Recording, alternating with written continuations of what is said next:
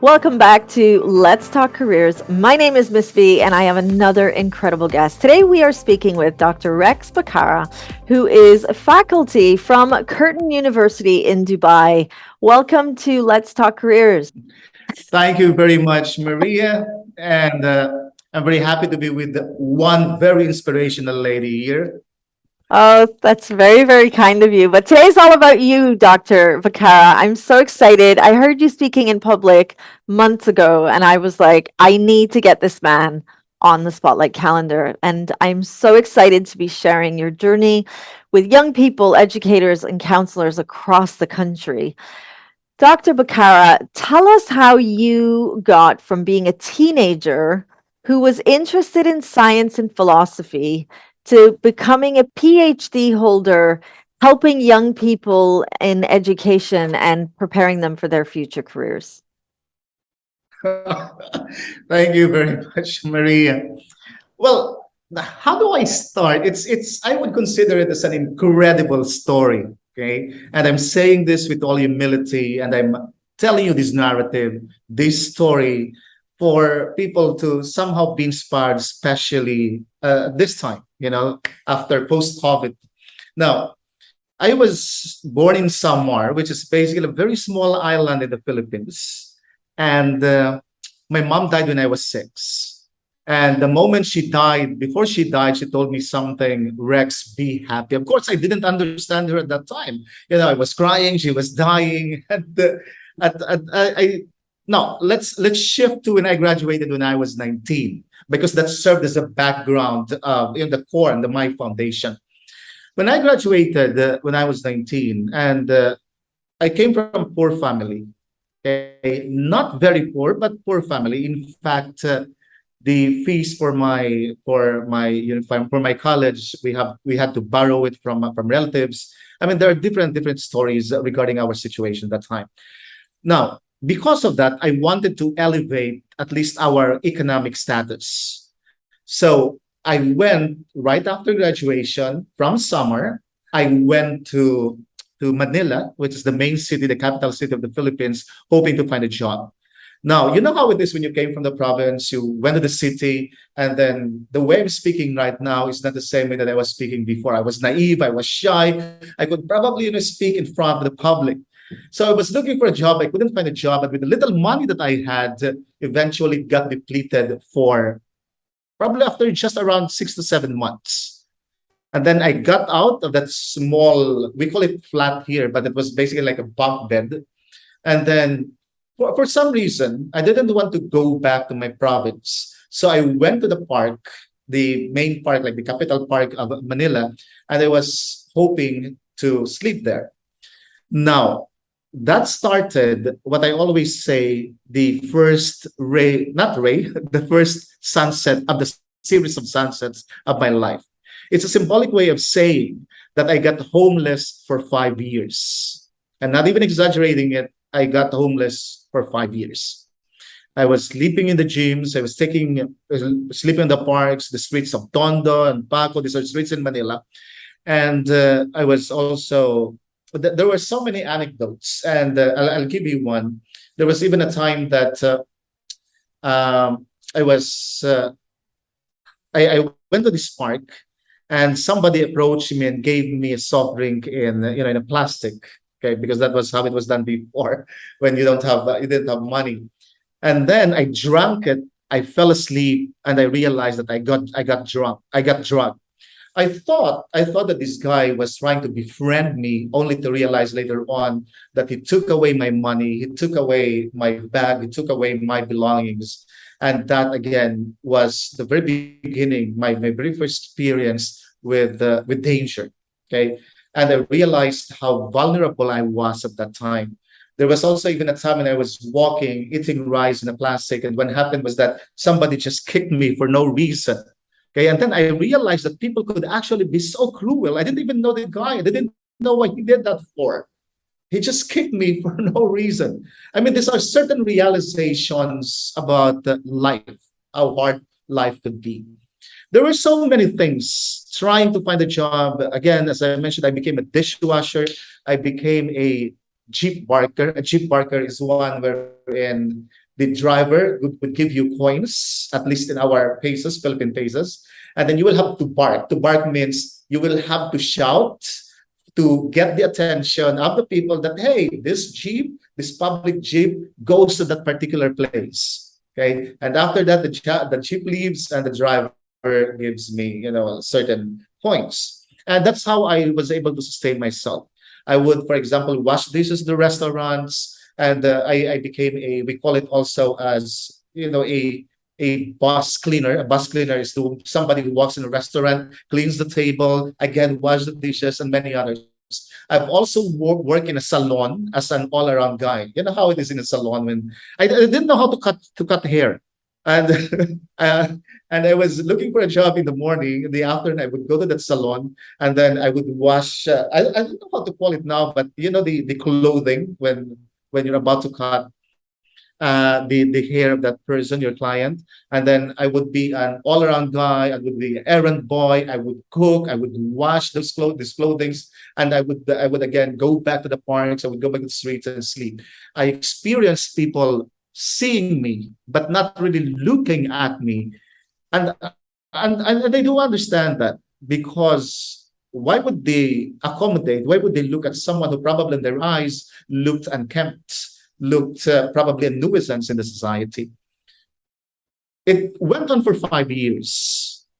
And then there was, I don't know the exact time, but there was that moment when I realized that I really needed to elevate myself. So at that time, I went to public libraries. I befriended the librarians. I became very street smart. I befriended the librarians. And then I asked them if I could have access to certain books, to certain videos. And I started reading again on pronunciation. I started reading on, again, self-development. I started watching videos of great speakers, of motivational speakers. And at that time, I was a dreamer. I dreamt about that someday, just a sliver of hope, okay, an opening. And I wanted to be prepared just in case that opportunity comes in. Okay, so on the fifth year, I think it was in October, a friend of mine saw me, and we went into some stories, and then he said that I had this family, okay, who's looking for a tutor, and probably you could teach the small children. There were 3 children then. We went there. I was so tired that I fell asleep, and the mother saw me. She was about to interview me, and she saw me, and probably out of compassion or pity, she said that, okay, you could tutor my 3 sons, and then you could stay in our house. Okay, and there was a very tiny room there. As I said, you could stay here, and that changed my life. Again, Maria, I'm just telling you, certain anecdotes and stories, but I was homeless again. If I may reiterate, I was homeless for 5 years. So there were certain, again, stories that I don't want even to tell you. There were certain decisions that I made in my life that I shouldn't have done, but I needed to because I wanted to survive. There were probably certain life experiences that you wouldn't imagine yourself going through that I needed to go through precisely because, again, of survival. But it is in that context that I realized I could do something with my life. Those experiences, many people ask me, if you're born again, would you go through the same experiences that you went through? And, looking back at my life, I realized that I wouldn't exchange it for anything better, because I realized that who I am today, being able to understand what the experience that people go through, the kind of sentiments that they have, the emotions also. But it's just basically, my point here is compassion.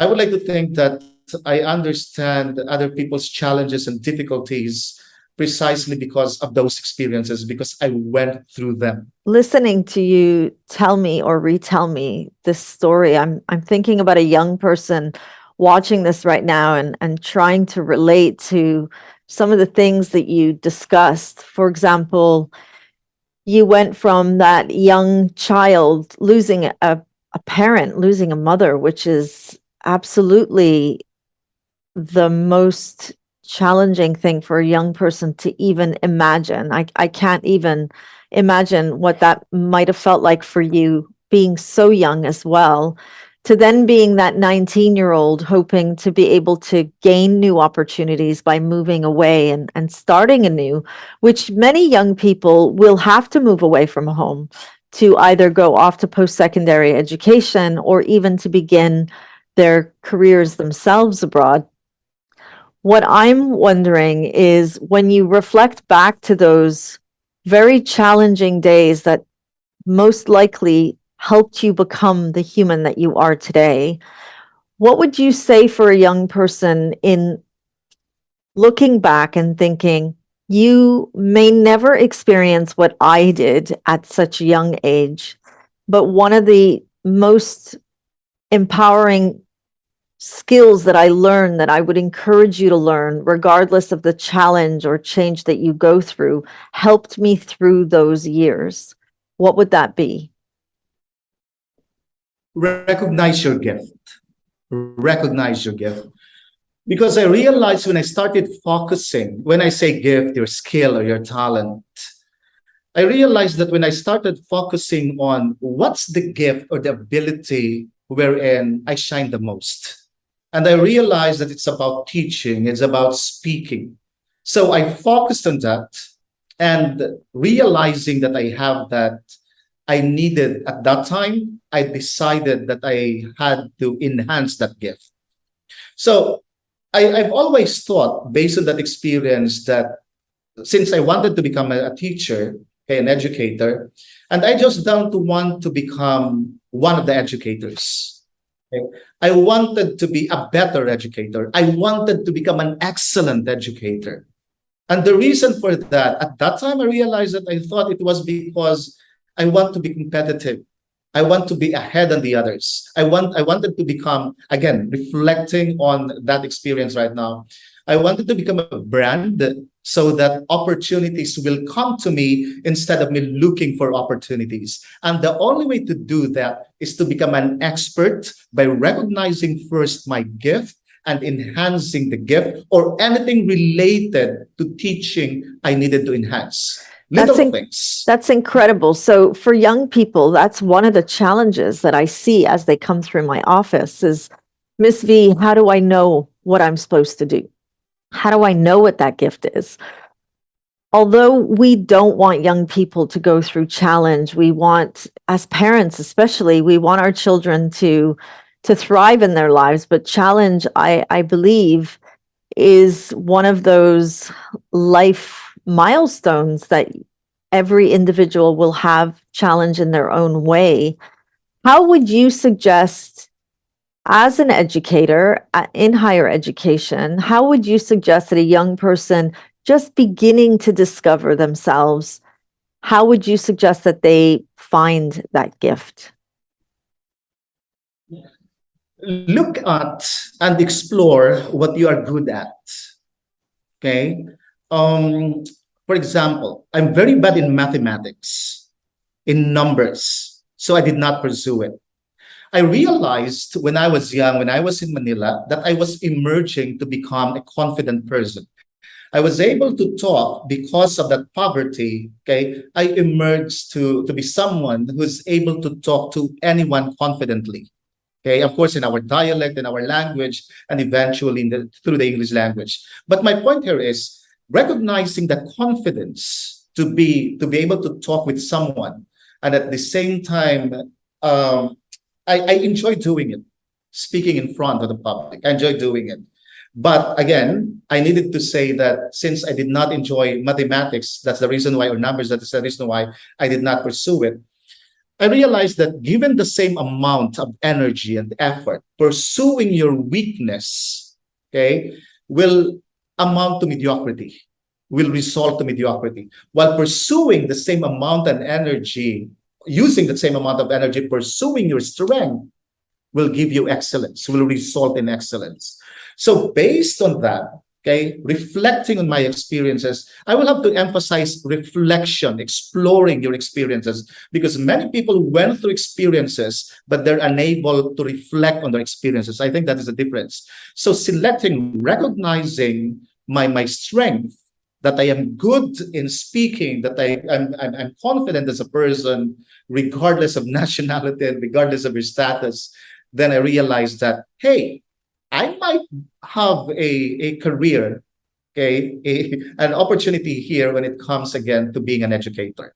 And I also realized that I'm able, because of that experience, I'm able to listen to other people without qualification, without judgment, which contributes at this point in time for me to become an empathetic listener teacher.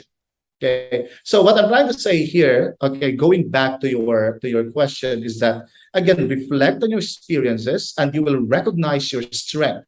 Are you good, for example, in business? Are you good, for example, in collecting things? Are you good, for example, again, many disciplines where you fit? And that's the reason why even the university, you have to choose your strength. You have to choose the career or the degree that is aligned to and with your strength, and then enhance, not just go through it, but enhance in order for you to become an expert so that people actually go to you for advice. That's incredible. So I'm hearing you say reflect, find that strength, find that, because in finding that strength, you're closer to unraveling what that talent or that gift would be. And I think life experience helps young people evolve through those as well. I'm always telling them, you don't need to know what you want to do for the rest of your life. We're just beginning the journey. So it's where we want to begin. So I'm going to take you back again. How does an individual who was homeless for 5 years find the strength and the financial means to gain a PhD? After 5 years, okay, I got adopted by that family. I needed to tell this story. Okay, this family was actually very good to me, but again, this is my experience, so I would like to think this is going to be different from the others. But if this is going to be helpful to the others, this is fantastic. Now, around 60 year, I realized I became very spiritual. Okay, at least again, apologies for this, but because this is part of my journey, I became spiritual, and I realized that there's something divine, okay, in my life.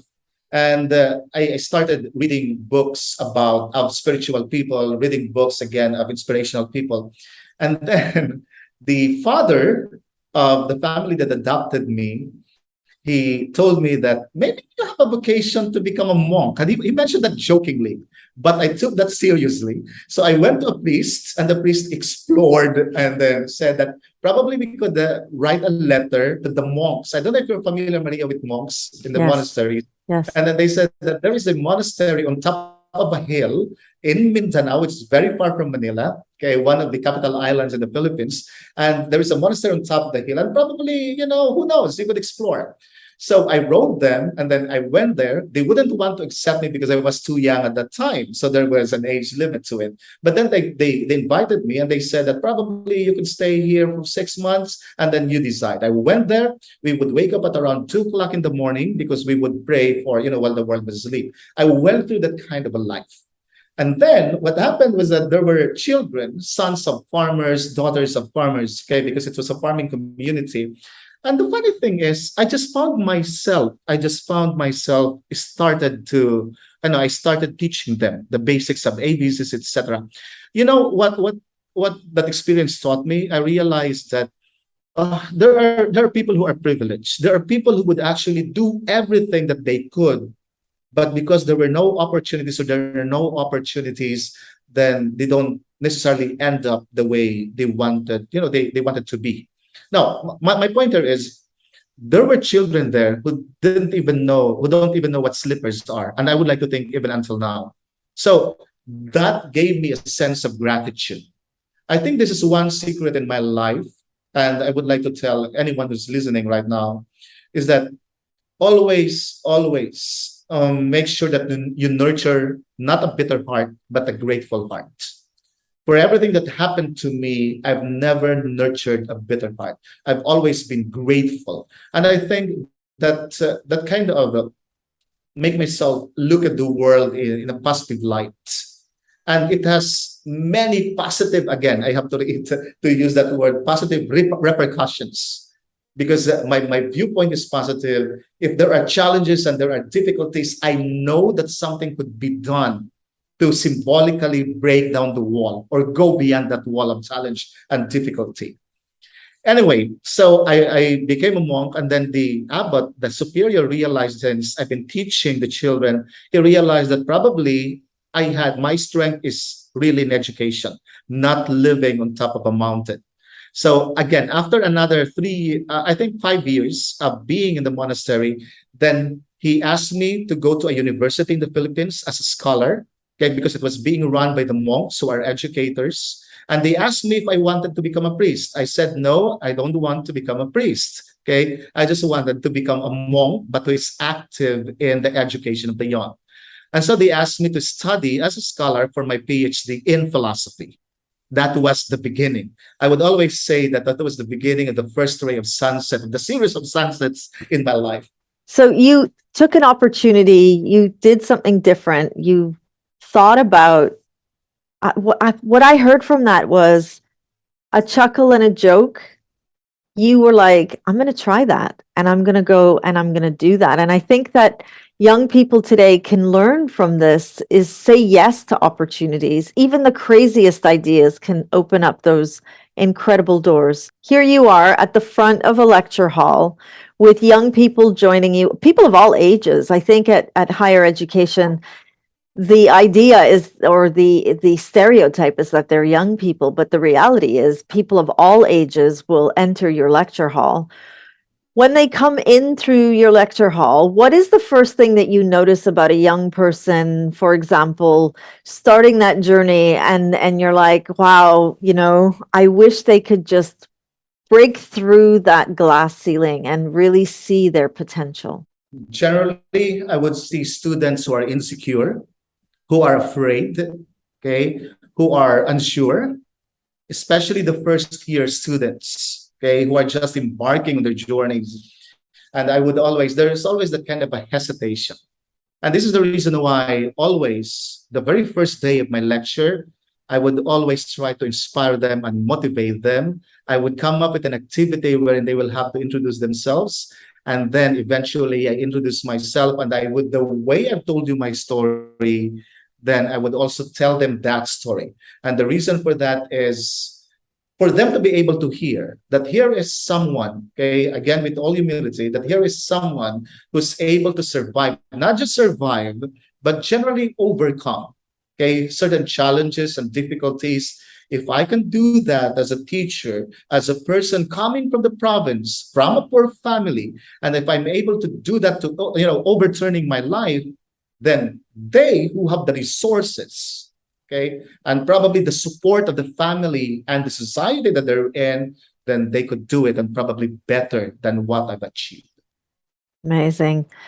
Dr. Bacarra, what's it like to be a university professor? I know that there are young people that think maybe one day I do want to do that. There might even be educators watching this right now thinking, how do I elevate my career and maybe become a professor at university? What's the day in the life of a university professor?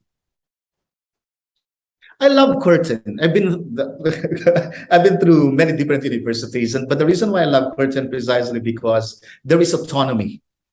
Okay, I come here when only I have a class, and I have classes in the morning for my undergraduate students, and then I have my postgraduate students as well for my MBA. But I just come here basically to teach according to the allotted hours. But mostly I'll be correcting papers. Mostly I'll be researching because it's required to do research. And then mostly I'll be talking and texting to students. Okay.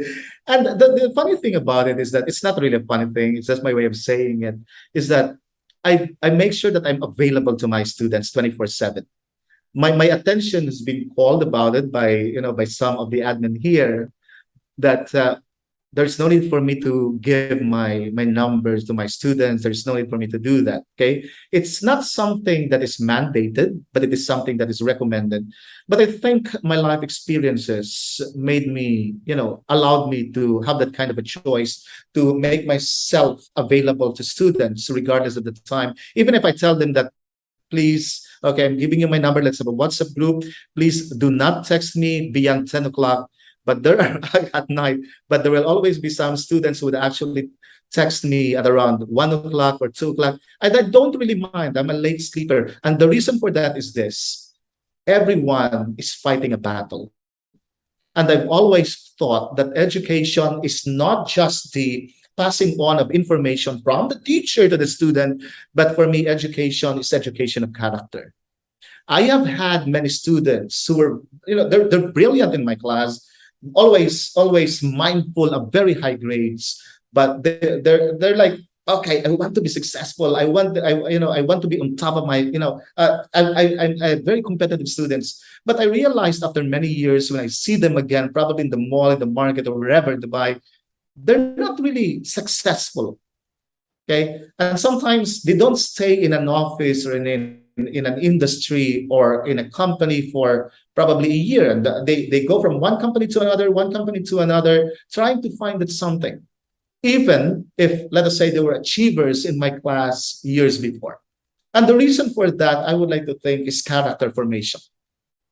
So I put a premium in the formation of character more than the passing on of information. I could speak with you forever, but I know we have to bring this conversation to a wrap. Dr. Bacarra, the young student who was interested in science and philosophy, to the professor who not only helps students gain knowledge, but also supports them through that knowledge gaining and that very, very important time for them as they transition from secondary school to higher education. And then as they move forward, what would you want them to remember as we're ending this conversation? What is that one nugget of information that you think, if you remember anything from my journey, this is what I would like you to remember? Allow me to say two things, okay, Maria. Poverty or lack of resources, they're not going to be walls, okay, that should inhibit you to pursue your dream. And then I'm basing that is a reflection based on my experiences. And the other one that I realized is be very fluid in the pursuance of excellence. When I say fluid, it means that be very open to opportunities. Go where the spirit or the wind of opportunity, blows for that matter. And I realized that don't be inhibited by what other people tell you that you cannot do it. Don't be inhibited by certain situations. Always pursue. In fact, I've always told myself, not just pursue excellence, but pursue perfection. I know that perfection is not attainable, but I've always set that kind of a bar, that set of that standard, that if you pursue perfection, you may not attain it, but of course you will gain excellence. And for me, setting that bar of perfection, no matter how unattainable, still will gain you excellence. Amazing. Wow. I don't know how to lead on from that. Dr. Bacarra, it is amazing to speak with you. Thank you for being here with us and sharing your journey. I think today's conversation for me, and I hope for everybody watching, is not to scare anyone about their future, but it's to show you that whatever comes, you always have that strength within you. And sometimes just having somebody there like your adoptive family to support you might just be that special, but you have that strength within yourself. Thank you for being here with us, Dr. Bacarra. And thank you everybody for watching. I will see you at our next Let's Talk Careers with Miss V.